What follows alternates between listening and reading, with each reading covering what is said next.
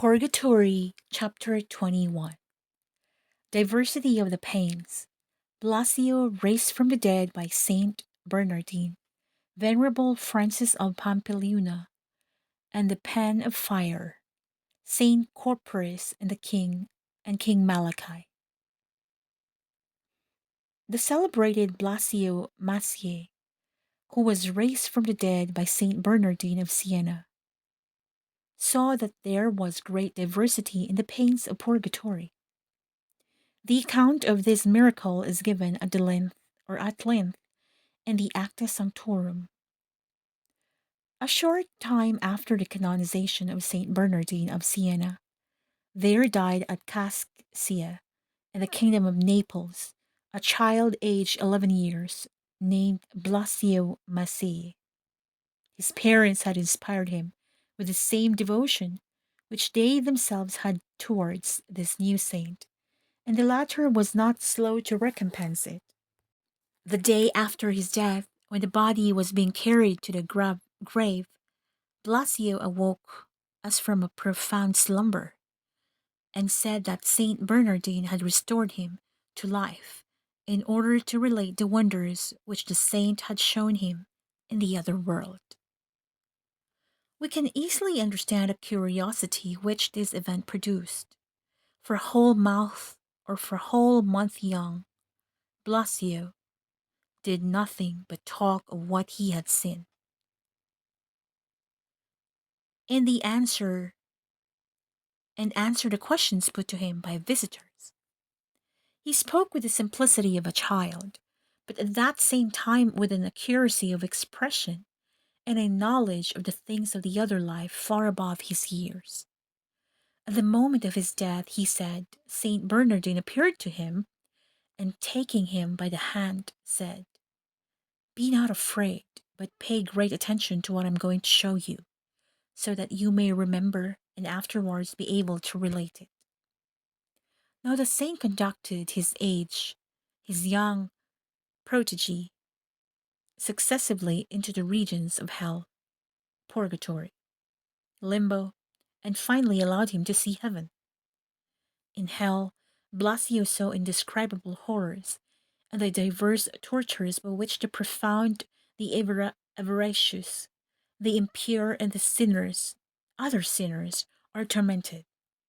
Amongst them he recognized several whom he had seen during life, and he even witnessed the arrival of two who had just died, Bucciarelli and Frascia. The latter was damned for having kept ill-gotten goods in his possession. The son of Frascia, struck by this revelation as by a thunderbolt, and knowing well the truth of the statement, hastened to make complete restitution, and not content with this act of justice, that he might not expose himself to share one day the sad lot of his father, he distributed the rest of his fortune to the poor and embraced the monastic life. From thence, conducted into purgatory, Blasio there saw the most dreadful torments, varied according to the sins of which they were punished. Sins of which they were the punishments. He recognized a great number of souls, and several begged him to acquaint their parents and relatives with their suffering condition.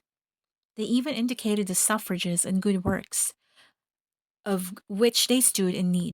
When interrogated as to the state of a departed soul, he answered without hesitation and gave the most precise details. "Your father," said he to the one of his visitors, "has been in purgatory since such a day. He charged you to pay such a sum in alms, and you have neglected to do so.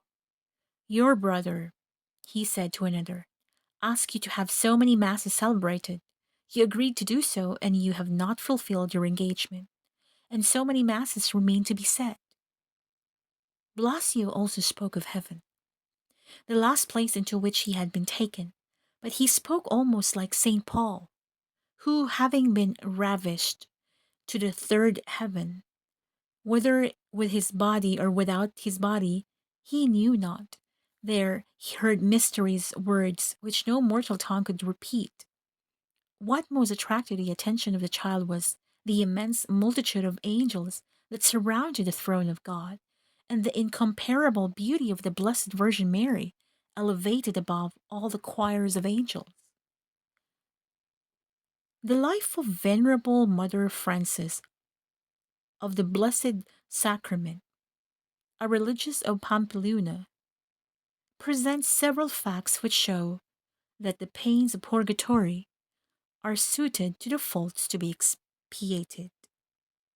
This venerable servant of God had the most intimate communication with the souls in purgatory, so that they came in great numbers, and filled her cell, humbly awaiting each one in turn to be assisted by her prayers.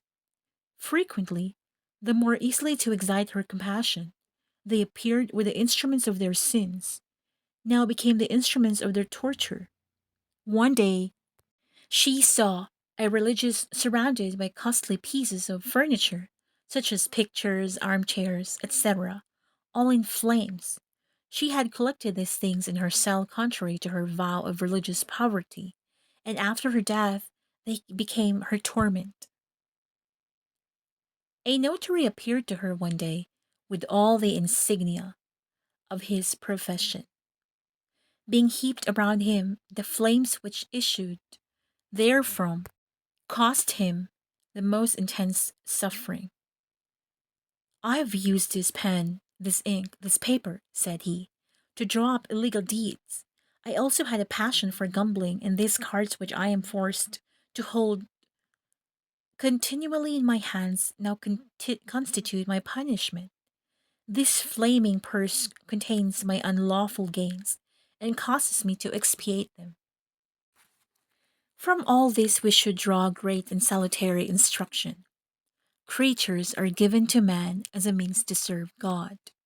They must be the instruments of virtue and good works. If he abuse them and make them instruments of sin, it is just they should be turned against him and become the instruments of his chastisements."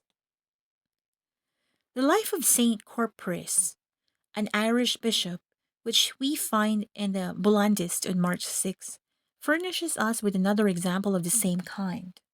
One day, whilst this holy prelate was in prayer after the office, he saw appear before him a horrible spectre, which livid countenance, a color of fire about his neck, and upon his shoulders a miserable mantle mantle all in tatters. "Who are you?" asked the saint, not in the least disturbed. "I am a soul from the other life." "What has brought you to the sad condition in which I see you?" "My faults have drawn this chastisement upon me, notwithstanding the misery to which I now see myself reduced. I am Malachy, formerly King of Ireland. In that high position I could have done much good, and it was my duty to do so. I neglected this, and therefore I am punished." "Did you not do penance for your faults?" "I did not do sufficient penance, and this is due to the culpable weakness of my confessor, whom I bent to my caprices by offering him a gold ring.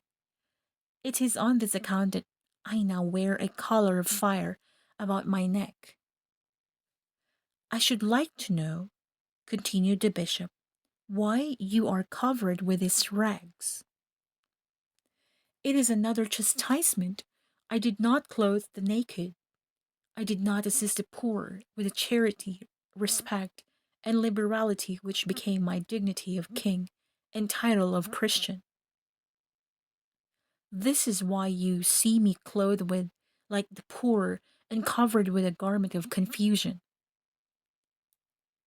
The biography adds that Saint Corpreus, with his chapter united in prayer, and at the end of 6 months obtained a mitigation of the suffering, and somewhat later the entire deliverance of King Malachy.